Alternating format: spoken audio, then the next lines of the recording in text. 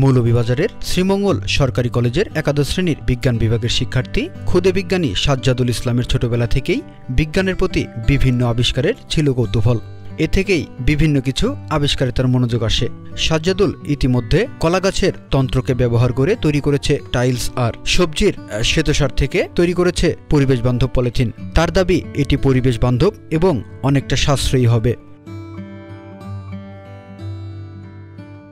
কলাগাছের যে তন্তুটা সেটাতে সেলুলোজ থাকে, যে সেটা থেকে যদি আমরা কার্বন, লোহা, প্লাস্টিক, সিলিকন জাতীয় পণ্যের বিকল্প পণ্য তৈরি করি, খুবই অল্প মূল্যে আমরা সেটা তৈরি করতে পারবো। এবং সেটা যেভাবে অল্প মূল্যে তৈরি হবে সেটাকে আমরা আবার উচ্চ চাপে পরিবেশের সাথে মিশিয়ে দিতে পারবো। যার ফলে কি হবে, পরিবেশের জন্য আর সেটা কোনো ভয়ঙ্কর রূপ প্রদান করতে পারবে না। পলিথিন যেটা 100 বছরেও পচে না, লোহা যেটা খুব সহজেই মরিচা পড়ে যায়, এই মরিচা পড়া হোক অথবা প্লাস্টিকের দীর্ঘমেয়াদী বেঁচে থাকা আয়ু, দুটোই আমাদের জন্য ক্ষতিকর। কামরুল হাসান মহাজারাবাদ উচ্চ বিদ্যালয়ের প্রধান শিক্ষক থাকাকালীন অবস্থায় সাজ্জাদুল ইসলাম আমার একজন মেধাবী প্রিয় ছাত্র ছিল।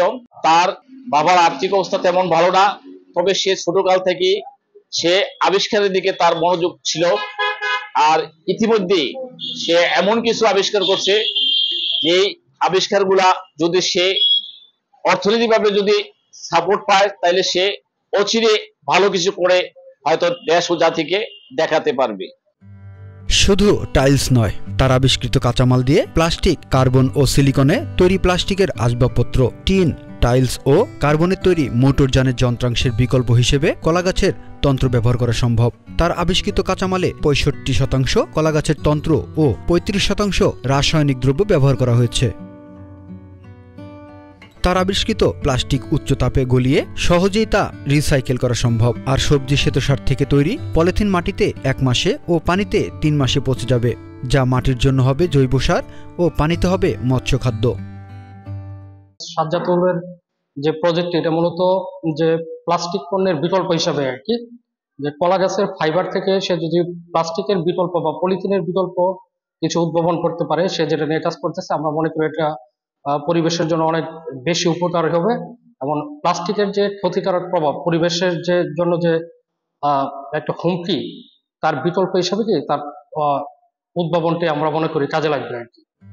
যেহেতু এর প্রধান কাঁচামাল কলাগাছ থেকে সংগ্রহ করা হয় এবং কলাগাছ সহজলভ্য, তাই এটির ব্যবহারে গ্লাস ফাইবার ও কার্বন ফাইবারের প্রয়োগ কমবে। এতে পরিবেশের উপর শতভাগ অপচনশীল প্লাস্টিকের পলিথিনের ব্যবহার কমবে। পরিবেশের জন্য সব থেকে বেশি ভয়ঙ্কর এবং হুমকির কারণ হয়ে দাঁড়াচ্ছে প্লাস্টিক। যে প্লাস্টিক 100 বছরেও মাটির সঙ্গে পচে না, কিন্তু সেলুলোজ বা স্টার্চ ব্যবহার করে আমরা সেই বায়োপ্লাস্টিকটা ব্যবহার করতে পারতেছি। যে বায়োপ্লাস্টিক মাটিতে 1 মাসে ও পানিতে 3 মাসে পচে যায়, এবং সেই প্লাস্টিক থেকে যখন সেটা মাটিতে পচে, সেটা মাটির জন্য হয়ে যায় সার, জৈব সার, এবং পানিতে হয়ে যায় মৎস্য খাদ্য। সেটা তৈরি করতে না কোনো রাসায়নিক জটিল কোনো দ্রব্য ব্যবহার করতে হয়, অথবা প্রয়োজন হয় না কোনো দামি মূল্যবান যন্ত্রপাতি। সাজ্জাদুলের বাবা মোহাম্মদ নজরুল ইসলাম, তিনি একজন কৃষক। সাজ্জাদুল শ্রীমঙ্গল সদর ইউনিয়নের মহাজেরাবাদ গ্রামের পরিবারের সাথে বসবাস করেন। ইতিপূর্বে সে বঙ্গবন্ধু সৃজনশীল মেধা অন্বেষণ প্রতিযোগিতা 2024-এ মৌলভীবাজার জেলা পর্যায়ে বছরের সেরা মেধাবী হিসেবে নির্বাচিত হয়েছে। সে জানায়, সরকারি পৃষ্ঠপোষকতা পেলে গবেষণা আরও এগিয়ে নিয়ে যেতে পারব।